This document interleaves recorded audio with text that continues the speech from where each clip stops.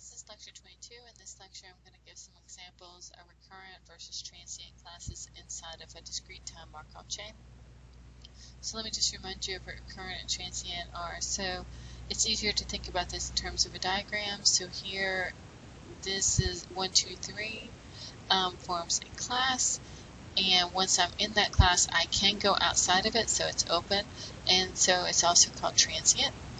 Here, if I'm in 4, I can't go outside of it. It's closed. It's a recurrent state. Here, 0 is also a closed. It's recurrent as well. Okay, so some examples that I'm going to give. There's a couple of things that we want to find out for all of these examples. So for each of the examples, we want to determine whether or not the Markov chain is reducible or irreducible. We want to identify any communication classes within the Markov chain, as well as determine the period for each state, which we can actually do as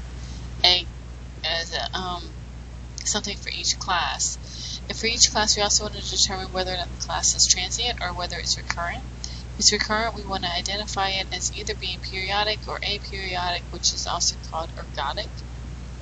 And then finally, I'm going to introduce a new terminology, which is called absorbing state.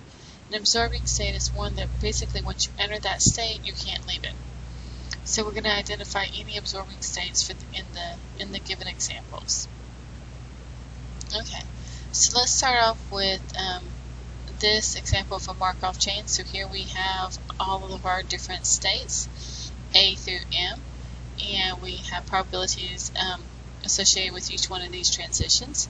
So we can start off by identifying our classes. So if we look at A, B, and C, they all communicate, but they don't communicate with D.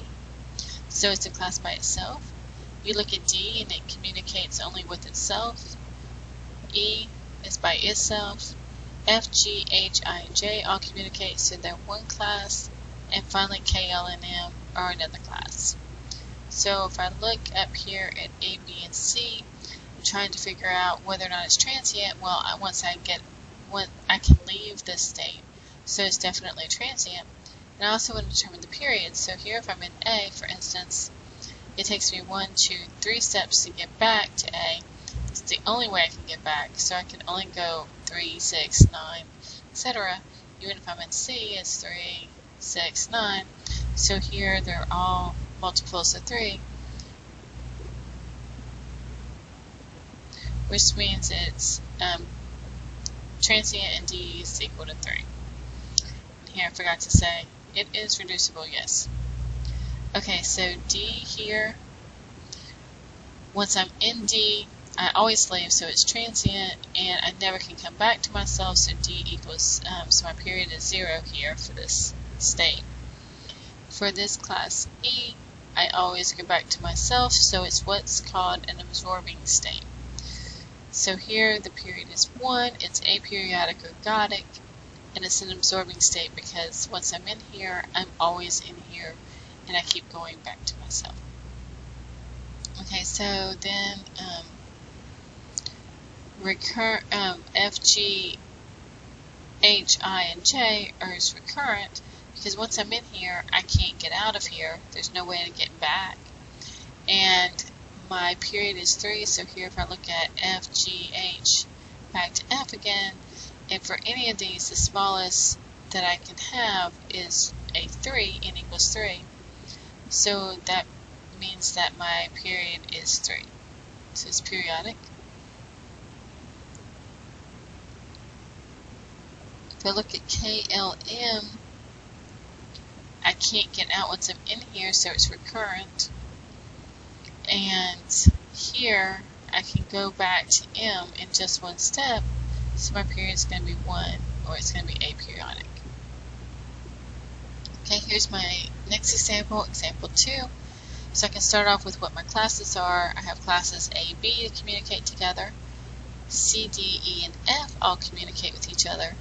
And finally, G, H, and I communicate with each other.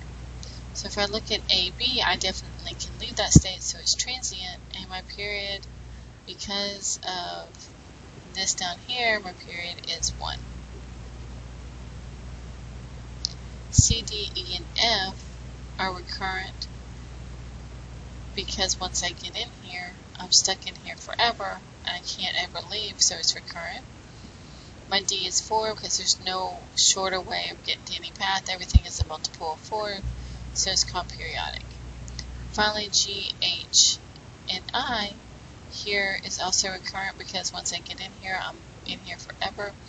Because I have this one little loop, then my period is 1, so it's aperiodic. Okay, so if all states are recurrent, then the Markov chain is recurrent. Otherwise, you call the Markov chain transient. And then that's the end of the examples for this week, and next week we will start week 3 of Module 3.